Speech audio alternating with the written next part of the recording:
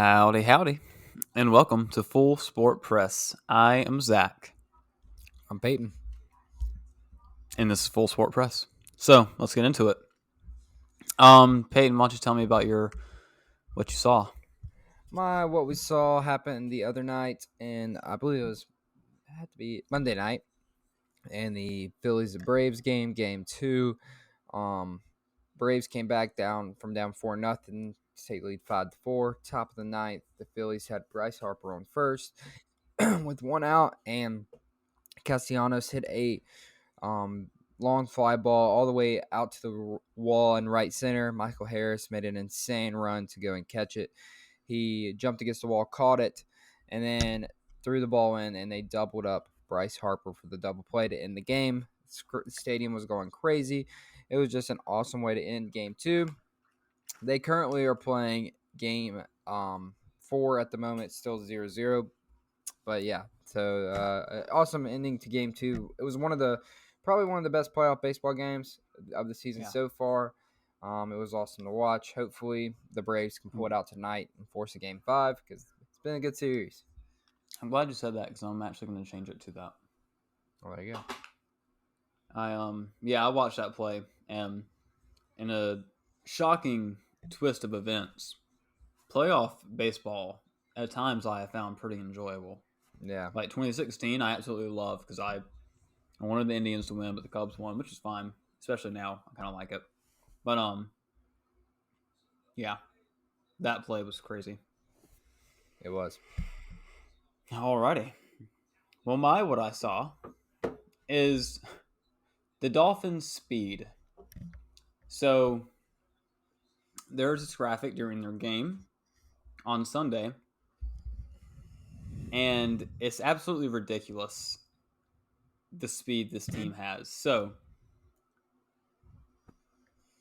the top speeds, I believe this is the top 1, 2, 3, 4, 5, 6, 7, 8. The top 8 speeds in the NFL that a player has reached while they've been like running to the end zone or running for whatever reason. In the NFL this season, all 8 of them are Dolphins. Starting at number 1 with Tyreek Hill at 22.01 miles per hour. And then you go down the list is HM. We learned how to say it, by the way. Then Tyreek Hill, Mostert, Tyreek Hill, and Achane again. So, Yep. Yeah, that's just scary. You don't want to play the Dolphins ever. And that list doesn't even include Jalen Waddle, who's probably just as fast. Still recovering from an injury a little bit from last year, but he's probably just as fast as that. So, I think we're gonna have like a shorter episode today, so let's go off topic here. If Tua keeps playing good, what are the chances for the Dolphins? What do you think? I mean, keep in mind they do have Jalen Ramsey coming back at some point. I mean, I could see them making it to the Super Bowl, honestly, with that offense. If they get on a run in the playoffs, they'll be hard to stop with that speed, and it'll just be up to their defense to figure out something. Yeah, I agree. I can see that. Alrighty. Moving into our last game of the week. Peyton, tell us about yours. Yeah, I don't have too much to say. Pretty disappointing. The Cowboys forgot how to play football, obviously. The final score, I believe, was 42-10. And it was an absolute bloodbath. I don't know if it's more the Cowboys not being good or the 49ers just being unstoppable once again. But, it was a little disappointing. Brock Purdy played really good. Dak Prescott, he's just giving his haters more fuel at the moment. He's got to figure something out there. And then I don't know if you saw George Kittle's shirt during the game. It's a very profanity-filled shirt that he lifted up. Oh. And if you haven't seen it, you can look it up. But, okay. he had a shirt on, and then Michael Parsons wasn't very happy about it. And they also said Michael Parsons on his podcast after the game said, even despite this game, they are still on the same level as the 49ers, which is a hard argument to make. considering they just Yeah. lost 42-10. But Yeah. yeah, so Hmm. so yeah, a little bit of a disappointment. Wow. Send that shirt to me on Twitter if you can find it. Okay, I will. I'll talk about WNBA. So, my game of the week is actually going to lead us right into our next section, which is the WNBA. My game of the week was game 1 of the finals. Liberty versus the Aces. Sorry if I'm giving you ASMR right now. I'm eating sour Skittles. It just is what it is. So the Aces took game 1. Austin Riley. 90... Oh, nice. Woo! That's a Braves home run, boys. Perfect. Give me time to finish up that Skittle. Yay, good. Go Braves. Best of 5. Okay, I see now. Alrighty, so game 1 of the finals. The Aces win this one in Las Vegas, 99-82. It was a pretty close game for a while, and it felt like a pretty close game. But then near the end, the Aces just kind of started running away with it. The Liberty did not have an answer for them, and the Liberty themselves kept missing shots. They kept missing assignments on defense, and the Aces kind of just ran away with it. Stewie had a 21.9 rebound game. Jonquel Jones had another double-double with 16 and 10. Marine Johannes is completely unstoppable for 3. I think she hit 5 of 8 or something in this game. It just seems like every time she had a 3, she was hitting it. And she shoots these ridiculous threes where her shot is literally off of basically 1 foot leaning to the left. She's cash on every single one. It's crazy. But yeah, that absolutely was not enough for the Aces. 4 starters who got 20 plus points. Asia had 19, but we're going to round up to 20 because I want to. The point guard, Chelsea Gray, had 9 assists. Asia Wilson had 3 huge back-to-back-to-back blocks that kind of changed the tide of the game and really started to get them to pull away. So the next thing I have in this is game 2 is tomorrow at 9 o'clock on ESPN. We're going to pretend this is Tuesday and, Wednesday happened. And then now, here we are on Thursday. Game 2, real quick recap. There's not much to talk about. The Aces absolutely destroyed the Liberty in their home court last game before they go back to New York. 104-76. Absolute just destruction. And WNBA Twitter or X last night was kind of going crazy because Asia Wilson is doing exactly what everybody said she was going to do, proving all these MVP voters wrong and showing that she is absolutely, without a doubt, unequivocally the best player in the WNBA. 26 points, 15 rebounds for her last night. Absolute monster on defense. Had a plus-minus of plus 31. So she's just a game changer. And if they end up sweeping the Liberty in this next game in New York, people are not going to be happy about this MVP vote. Last thing I have, this one's going to be quick because there's really not a whole lot of information, but happily, finally, we have officially announced that expansion is happening. The WNBA Golden State. So they are going to be run kind of alongside the Warriors. It's the same kind of deal as other WNBA teams who are connected to a brother NBA team. But they had an entry fee of supposedly about $50 million is what's out there. So that's a pretty decent number for getting in for an entry fee. And they have come out and said that they are absolutely going to put everything they can into this team. They feel like they're already a championship franchise and they want to add to it on the women's side and build a championship team there. And I'm excited to see it. I also am excited that it's going to be another West Coast team. There's not really East and West sides. There are technically, but like the playoffs aren't sided like that. So having another West Coast team is cool. And then allegedly Portland is going to be announced next whenever they announce. But yeah, So that is all I got for the WNBA. Exciting news there. Moving on into college basketball. Real quick, the only thing I have to say about this is the Hall of Fame series in Las Vegas, November 6th. The schedule for this has been announced, and it's a pretty cool packed schedule. So, first game is USC and Ohio State women. They are at 2 o'clock. Both those teams were good last year, were contenders last year. So that should be a really good game. The second game is Oregon versus Georgia at 4:30, and that's men. So kind of an interesting matchup because Georgia isn't that great at basketball, I wouldn't say. And Oregon, they can be, but they're not really a power. What are your thoughts on that one? Yeah, that's Yeah. And then the third game is women's again. Is Colorado versus LSU. So you get to see this new LSU team: Angel Reese, Haley Van Lith. I'm forgetting the third person who transferred there, but yeah, this crazy LSU team versus Colorado, who was a pretty good team last year. That's at 7:30, and then lastly, 10 o'clock game. We know you won't be awake for it because we won't be either. But the men's USC versus Kansas State. Again, another okay game. I mean, Kansas State, they had their times last year where they were really exciting, and in the tournament, they ended up having a pretty good run. But ultimately, would they get to the Elite Eight? Did they make it to the Final Four? Nah, I don't think they were in Final Four. I think Elite Yeah, Eight. I think they were Elite Eight. They lost to Florida Atlantic. Yeah. And in USC will be exciting because they have Bronny if he's playing. I assume that he will be. But I'm not sure.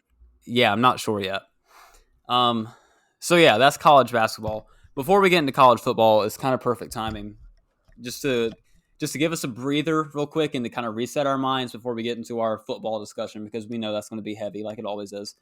I sadly am an Amazon person and I had to get some Prime Day deals. I got Lily this window hammock. She has not moved from it. Has not moved at all. She's been there the whole night. The whole day. It's ridiculous.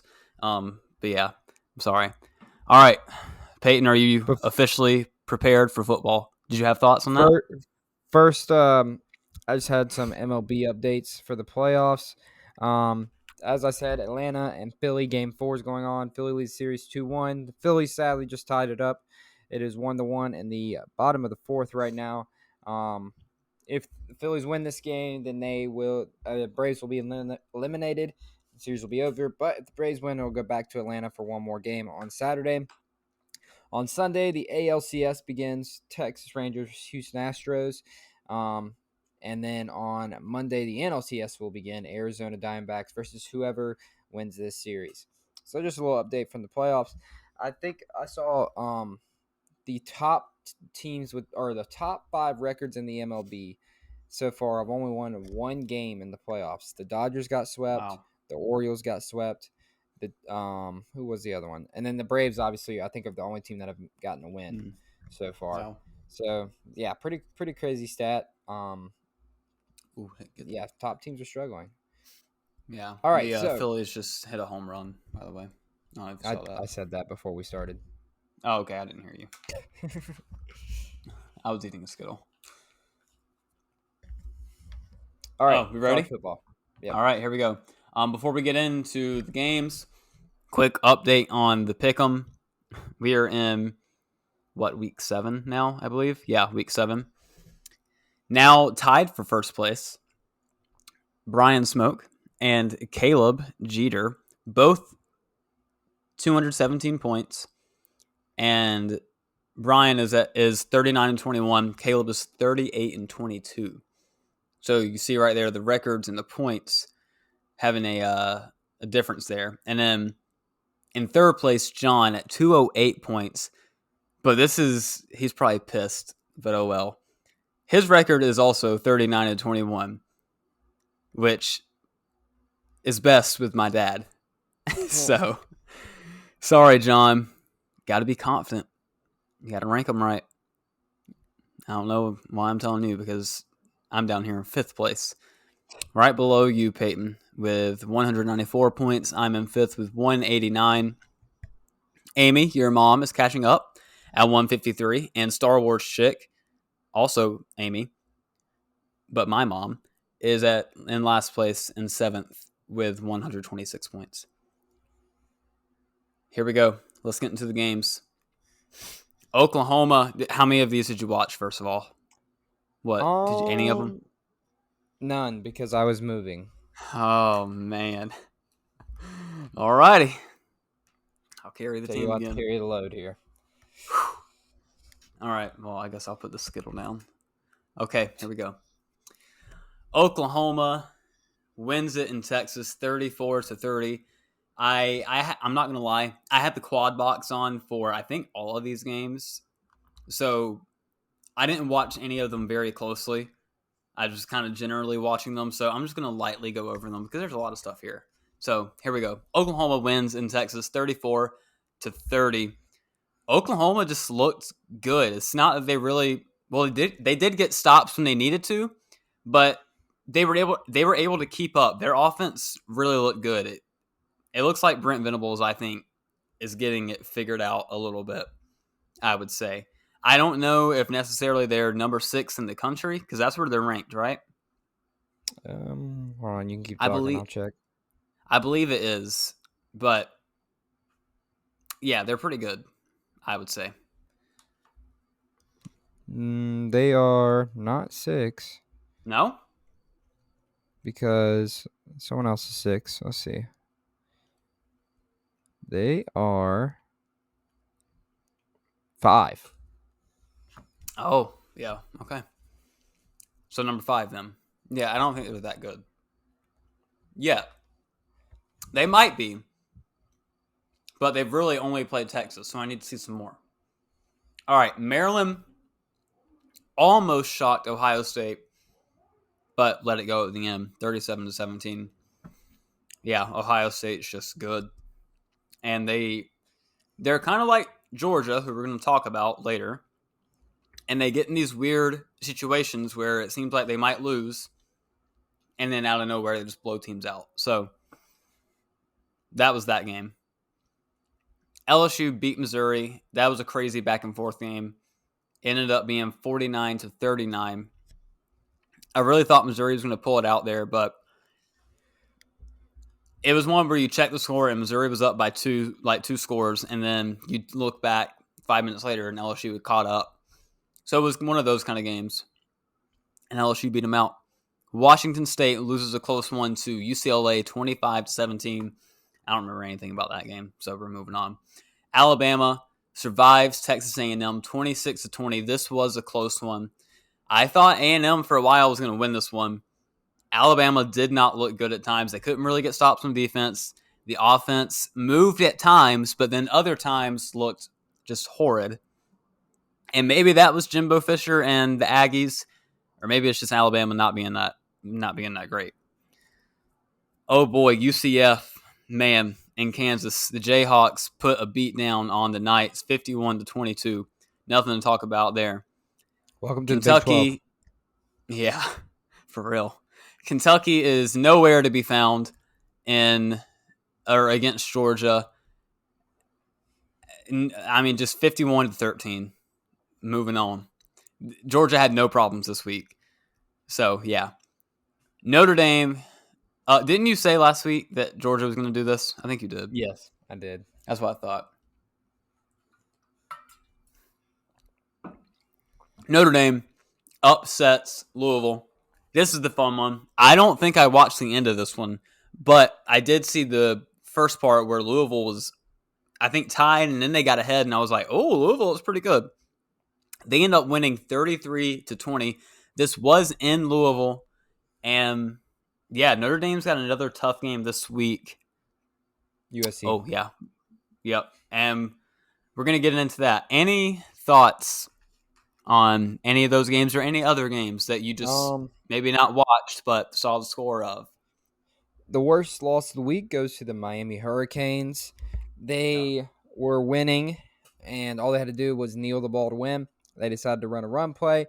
They fumbled with 30 seconds left, and Georgia Tech drove down and scored a touchdown to beat them.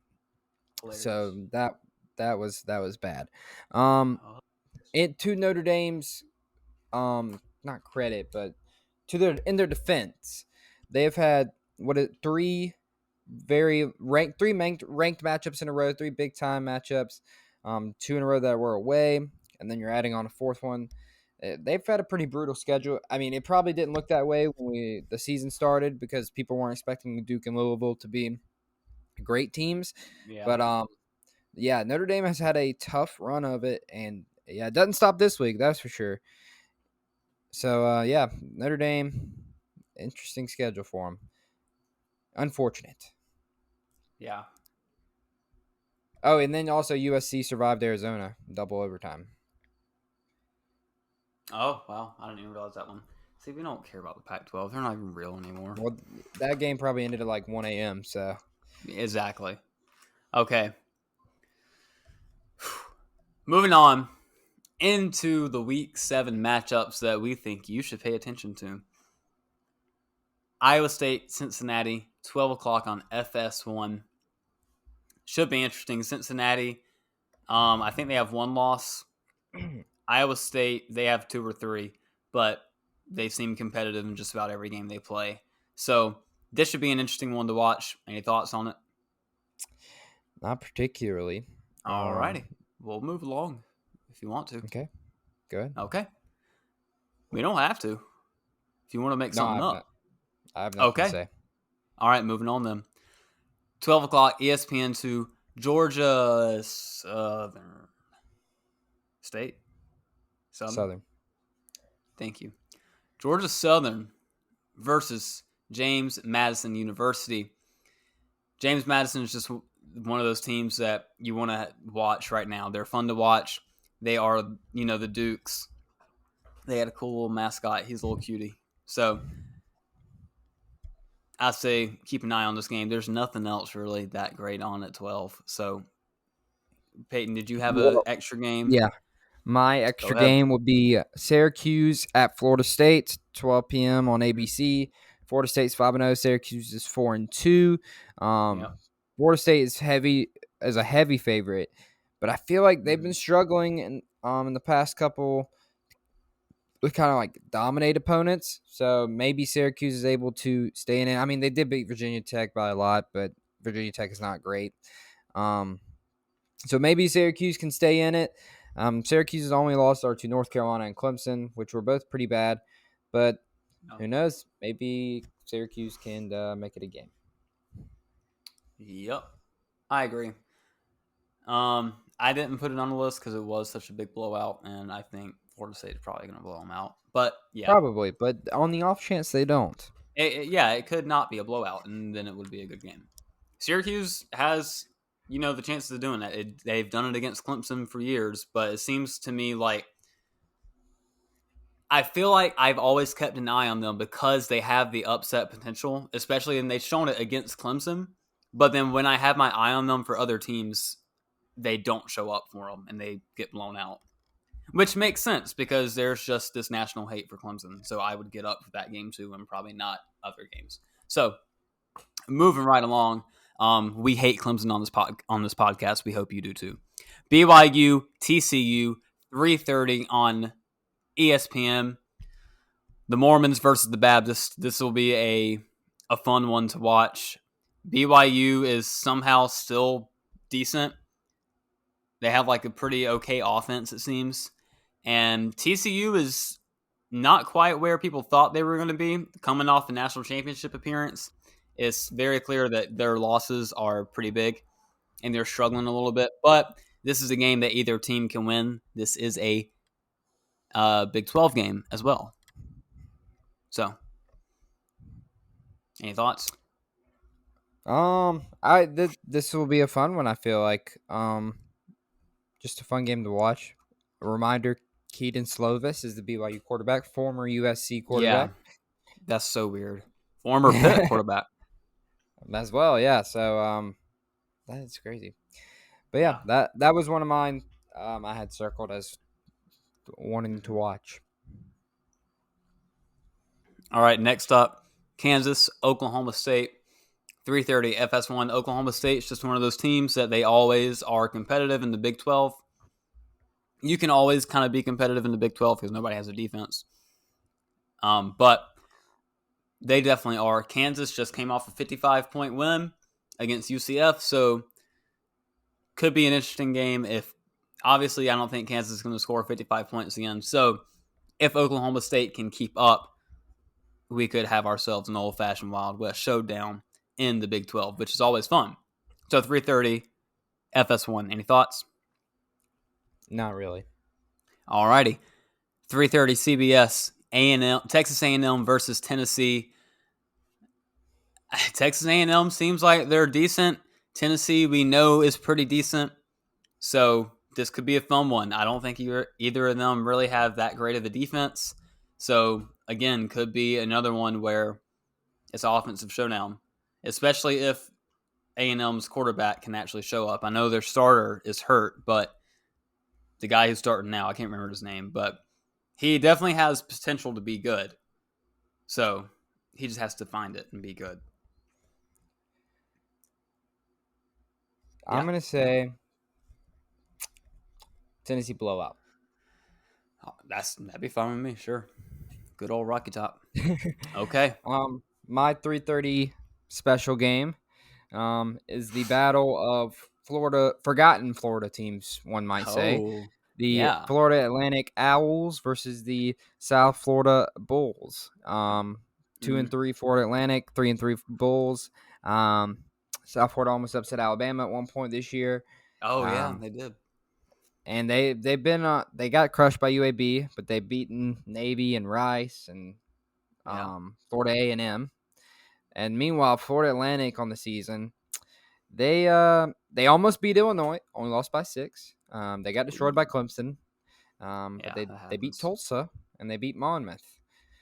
I will be taking South Florida in this matchup. It's a home game for them. If you want to go, $13, Raymond James Stadium. Wow, that's crazy. If you want to make that flight, Zach, that's all you. You can go to Tampa and see the battle of forgotten. Hey, Florida. I mean, I'm off of work for another week, so I could. Well, there you go. Head on down. All righty.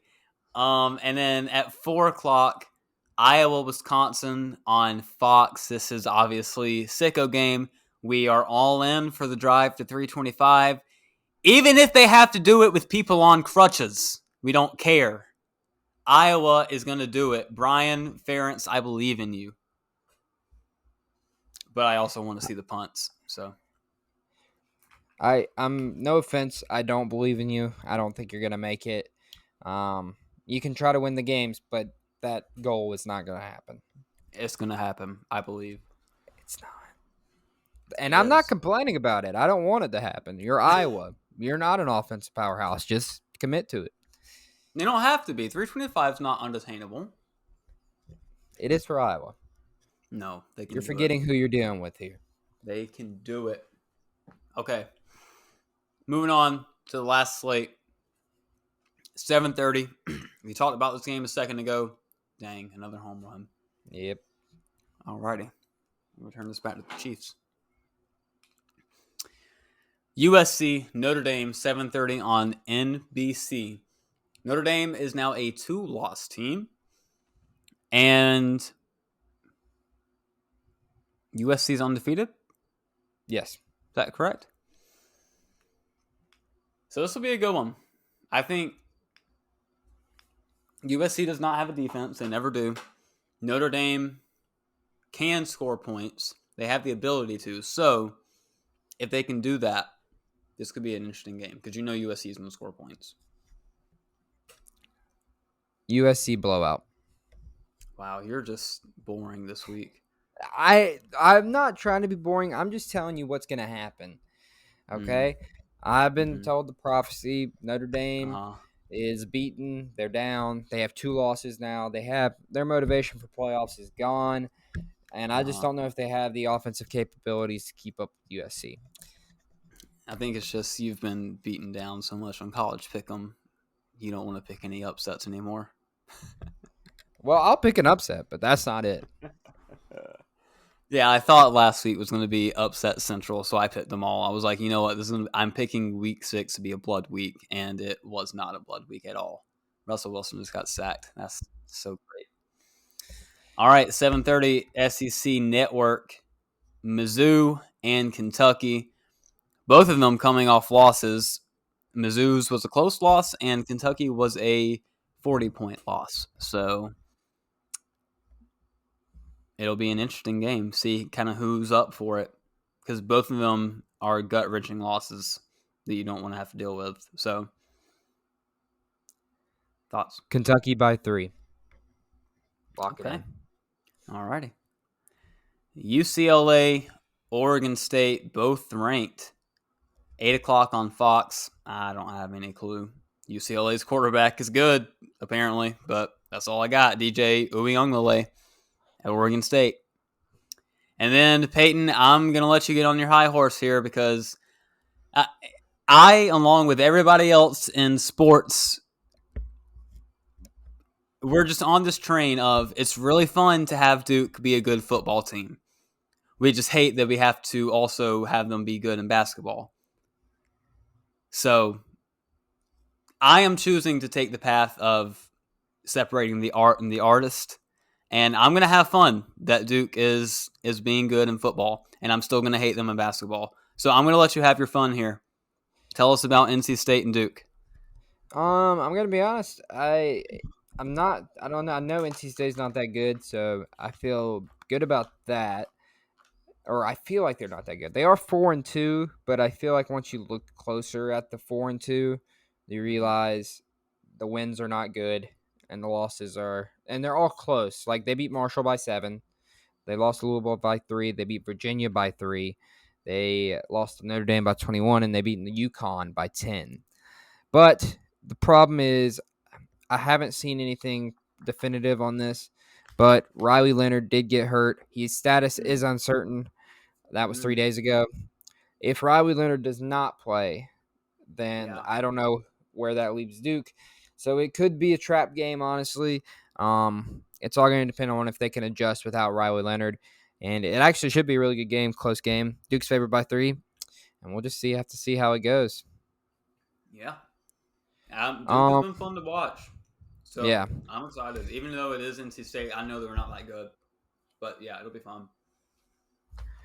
So my special later game, I guess, 7 o'clock, CBS Sports Network, 5-1 Wyoming Cowboys, 5-0 Air Force Falcons, heavyweight matchup in the Mountain West. Air Force is favored by 10.5, but do not sleep on this Wyoming team. They are on a win streak of 3 straight games. Their only loss is to Texas. Wow. They have beaten Texas Tech. They have beaten Portland State, Appalachian State, New Mexico, and Fresno State. Some solid wins. So I'm gonna just say here's my upset: Wyoming over Air Force. Lock it in. Ooh, They're sleeping on They're sleeping on Wyoming. Air Force is not ready for them, and the Cowboys are coming. Wow. All righty, you heard it here, folks. Quick look at the rankings. Georgia's at 1, obviously. Michigan's at 2. Nothing crazy there. Oklahoma, like we said before, jumped up to 5. Washington is 7. Oregon is 8. That'll be something that we talk about a little bit later because maybe they got something to do with each other. No really big movers other than that. Besides Louisville, from 25th all the way up to 14. Duke's now at 17. Oh, Notre Dame dropped from 10 to 21, and Miami dropped to 25. So that's your rankings update. Any last thoughts on college football before we get into the professionals? Yeah, I got nothing. Okay, well, let's get into the NFL real quick. Before you get started, I am going to update the league because I have a very important announcement as commissioner. Everyone, I want to apologize to you for allowing Peyton to be in this league because it's just truly not fair what he is doing to people on Sundays. and it's absolutely ridiculous. I can't do anything about it this season, but next season he's banned for at least a year. He has to be suspended because obviously he's on PEDs of some sort. You're here. I will let you defend yourself. Go ahead. You know, I'm just that good. Mm. No, Nobody but believes you. I am projected to lose this week. If that makes you feel any Good. I better. hope you do. But yeah, I Looking, mean, team solid. yeah. Looking at the standings, Peyton's the only undefeated team, 10-0. Right behind him, you've got John, 9-1. I'm in third at 7-3. Caleb is in fourth at 7-3. Cameron is in fifth at 7-3. And then Fadeaway Threes is 5-5. Cocaine Bears is 4-6, and then BP is 3-7. I believe that's your playoffs 1-8. Then you've got the rest. I had a pretty easy week this week against Austin. He just did not look at his lineup. He did change it this week and get it set up, so that's good. But yeah. So you said you're projected to lose? I am. I'm projected to win right now, but it's close. I Alrighty. would just like to shout out BP for putting in the time to give each of his team members a nickname on Sleeper. Dude, yeah. Yeah. Every single one. I love it. All right, let's recap last week in the NFL, starting with the Jacksonville Jaguars moving to London Part 2. I mean, honestly, Yeah. at this point, they really should just consider it. Just do it. Another good win, 25-20 over the Bills. They play good there. That's just they have a lot of fans. It looks good. Oh yeah, and then on Thursday night, Justin Fields seemed to have possibly put together something. Bears destroyed the Commanders 40-20. It's also the Um, Commanders, so that too. So who really knows there? All right. Next up we have the Gardner Minshew season returning. Anthony woo! Richardson once again hurt. This time he's out for at least 5-6 weeks.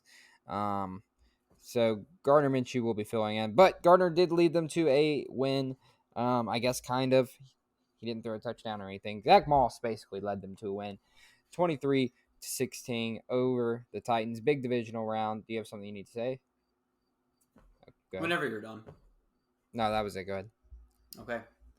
I believe this is about to be the backfield of nightmares.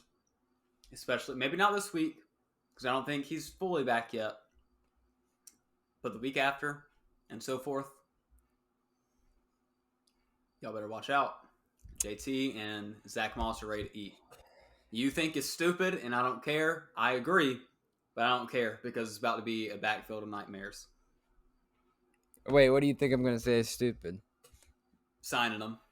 Yes, I mean that proves it right there. What I agree. What's the point? I completely agree, but I'm glad we got him back. I'm happy we got him back. Zach Moss did just as good as Jonathan Taylor would have done in that situation. And it may not even be about that it's showing that Jonathan Taylor is not valuable, but that Zach Moss might be like a legit running back in the NFL. And it's sad that his usage is probably going to take a big hit because, I mean, he looks really good. But yeah. And then we have the Saints Patriots. Man, Bill Belichick is down bad. 34-0 to a Saints team that hasn't looked great. Like they've been good, like mediocre, but to lose 34-0, that's just brutal. A week after they lost 31-3, I believe, to the Cowboys, 38-3 to the Cowboys. That's bad. That's 2 in a row, and it's the 2 biggest losses in Bill Belichick's Patriots tenure, back to back, like 2 biggest losses ever, and they're back to back. And let me just say, in your opinion, is Bill Belichick possibly going to be on the hot seat this season if this continues? I don't know. Maybe not this season. I think fans will be calling for it. Did you just had a thumb appear above your head, like a animated thumbs up? Oh, I did not do that. Okay, if that's in the recording afterwards, you're gonna have to look at that because that was okay. Well, maybe weird. we're haunted. Okay. Um. Anyway, I don't know about this season. I think fans will definitely be calling for it, but I don't think Robert Kraft's ready to do that yet. I mean, I think the narrative is starting to form. Maybe it was Tom Brady all along. Oh yeah. Um, we don't even need to talk about Lions Panthers. Lions are Oh legit. man. We won't mention anything about the Panthers at this moment. Too much heartache. Yeah. The Steelers may be the most confusing team in the NFL. They go from getting destroyed by the Texans to knocking off the Ravens 17-10. And I let me just say, people might look at the stats and say, "Ugh, Lamar, what are we doing?" Lamar did everything he could in this game. Those receivers, I believe they had 7 drops in the game, and they were like Mm, bad drops, like 3 touchdowns just dropped. man.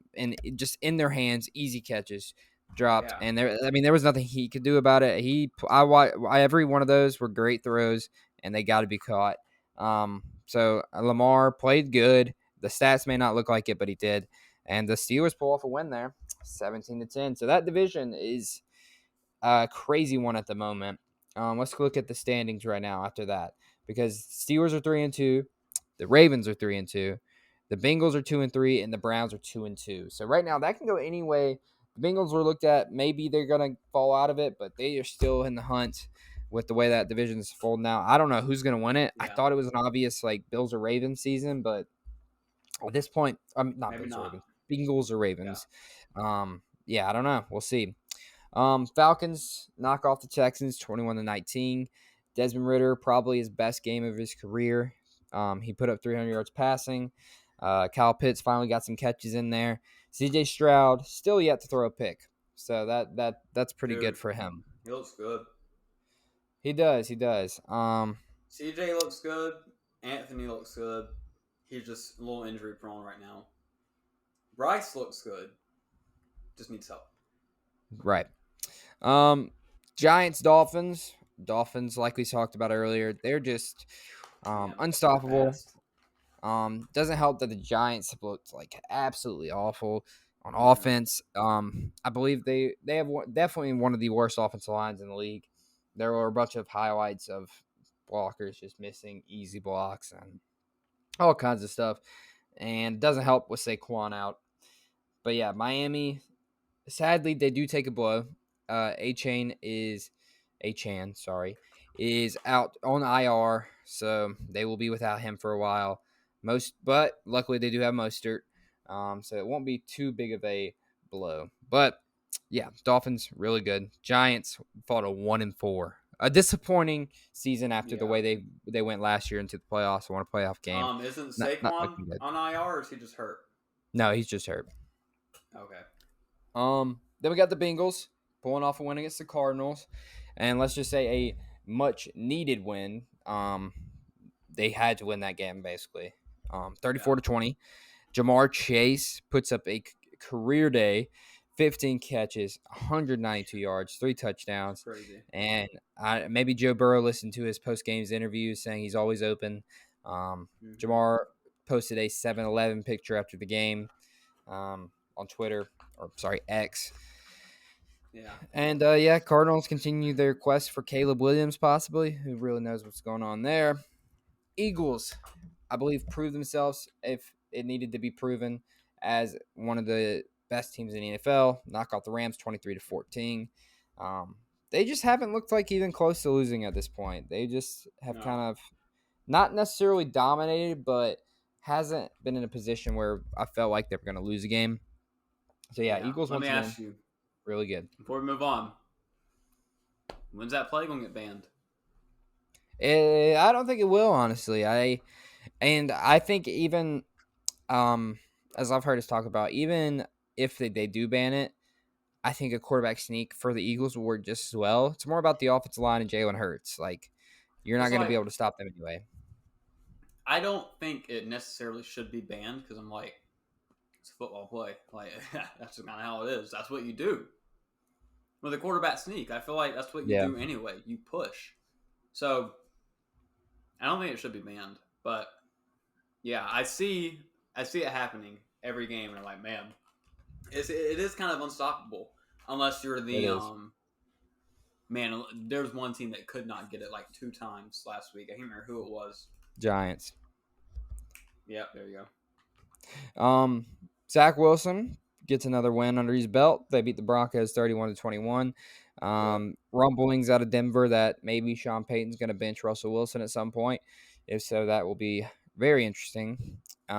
Chiefs Vikings. The Chiefs survive 27-20. Justin Jefferson headed to the IR. Just a horrible week for injuries, especially Vikings. I think very soon we may be seeing Kirk Cousins in another uniform, if I had to guess. And then Packers We Raiders. also, Good.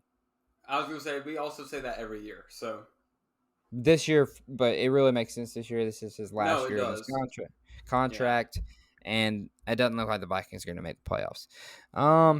And then the Raiders beat the Packers on Monday night. Jordan Love may not be the guy in Green Bay. They may be without a quarterback for the first time in a while. He struggled again, 3 interceptions. They were were they without Aaron Jones? Yeah, Aaron Jones did not play. A.J. Dillon, he's just not a number one guy. He's good for like short yardage, but he's just a 3 yards a carry kind of running back, and not enough for what they needed. All right, looking ahead to Week 6. Right now, we got the Broncos Chiefs going on at halftime. The Chiefs are up 13-0, and Russell Wilson once again is underperforming.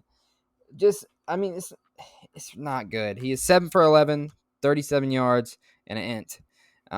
There's been a couple times he's just taking weird sacks, and he's just not playing like you would hope.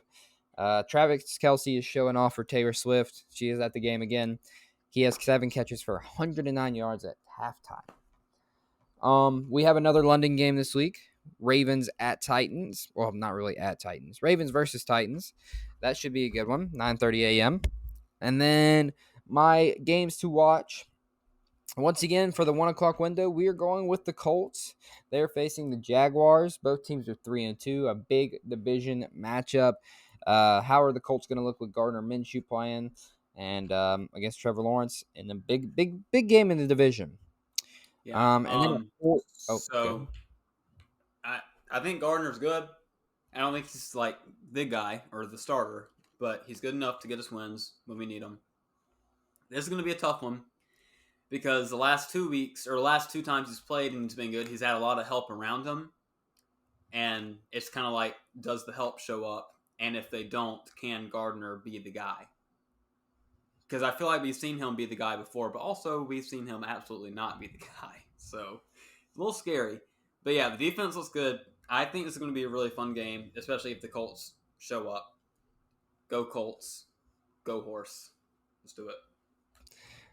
my 4:25 game to watch on Fox is the Detroit Lions versus the Tampa Bay Buccaneers. Lions are 4-1. The Bucs are 3-1. It's in Tampa. If the Lions win this game, a 5-1 start, they are looking very strong. I mean, at that point, they're almost clinching the division with the way the rest of the teams are playing there. So yeah, Hey, that's a big game for the Lions, I think, to kind of establish themselves at the top. let's talk about the trade rumor that we heard. Oh, the Jameson Williams? Do we think it's still going to happen, possibly, or no? I have no idea. I don't know if that was just something a reporter threw out or what it was. Yeah. It was something about Jameson Williams and Jeremy Chin kind of swap because Jeremy Chin is kind of losing playing time. He only played 30% of snaps. Mm-hmm. Or wait, no, Brian Burns. Sorry, I'm thinking of a different one. Brian Burns for Jameson Williams and a first, which makes sense because right now we haven't come to an agreement with Brian Burns, and we just need weapons for Bryce Young. And Jameson Williams would definitely be that. His former college teammate, so he already has a kind of relationship with him. And I think the Bengals have proven that that's helpful, and also the Dolphins with Jalen Waddle and Tua, and then Jamar Chase and Joe Burrow. Yeah. So it's just something to consider. Who knows? That probably won't happen. Yeah, it probably won't. I don't want to see Brian Burns go. Obviously, we're going to have to give him a bag if he stays, which is fine. But if he does go, hypothetically, if this does happen, that defensive line, Hutchinson, Burns, oh boy, that would be terrifying. It would. And then on Sunday night, it's the Giants at Bills. This I expect a blowout. Um, the Giants are probably going to be missing a ton of players based off their injury report for this week, and they haven't been playing good anyway. So I think the Bills will blow them out. And then that leaves us in the perfect transition into my game of the week. Cowboys, you better not let me down again. Monday Night Football, 8:15 on ABC and ESPN. The Dallas Cowboys at the Los Angeles Chargers. Cowboys sitting at 3-2, Chargers sitting at 2-2. And I think this is a big game for both of them. They both have question marks, I feel like. Cowboys against big teams. Are they able to show up and get wins? I mean, they haven't really played anybody besides the 49ers, and they got destroyed. And then on the other side of it, the Chargers, they're kind of fighting that slump. It always feels like they get in. Like, you get these big preseason expectations, and then they somehow don't meet them. So far, they've lost to the Dolphins and Titans, and they've beaten the Vikings and Raiders. So no real quality win there. So a kind of like a litmus test for both teams. Let's see who is legit, maybe playoff contender. And I know Dallas has been rated as one, so I think it's bigger for the Chargers here to kind of prove themselves that they're as good as people thought they might be. Yeah, I can definitely see that. I feel like they're every Zach? year, especially since Herbert has been there, is the idea and the kind of saying and mantra has been, okay, we're going to be good this year, and then it's always a disappointment. And lastly, for my game of the week, talked about it a little bit earlier, not a whole lot. We mentioned it. Number 8 Oregon at number 7 Washington. This is at 3:30 on ABC Saturday. Absolutely make sure you tune in for this one. So I'm going to break it down a little bit for you. Oregon right now has a 55% chance of winning, according to the matchup predictor on ESPN. Looking at the quarterbacks, Bo Nix has thrown for basically 1,500 yards, 15 touchdowns, and 1 pick. And then on the other side, Penix has thrown for 2,000 yards, 16 touchdowns, and 2 picks. And both of these teams have played 5 games. Both the running backs have 4 touchdowns. They both have pretty good leading receivers, number 1 targets. But then you get down to I want to look at the last 5 games they played. And for both teams, all the games have had at least 30. Why are you laughing? In the middle of you talking, a giant thumb down. What is happening? I don't know. Okay. Okay. Both of these teams in all their games this year have scored at least 30 points. And the highest a team has scored against Oregon was 30 points themselves, and then 32 against Washington. So both are really good teams. This is going to be a shootout at Husky Stadium. I am excited to watch this. It's kind of perfect timing because I'll get to watch this, and then me and Megan are celebrating our 1-year anniversary. Whoo, that's crazy. We're going to see the Rocky Horror Picture Show at Butler. So I'll get to see this and then go straight to that. Yeah, that is my game of the week. Any final thoughts before we head on out of here? I don't think so. Alrighty, well, as always, go Cox, and goodbye from Full Sport Press. We love you.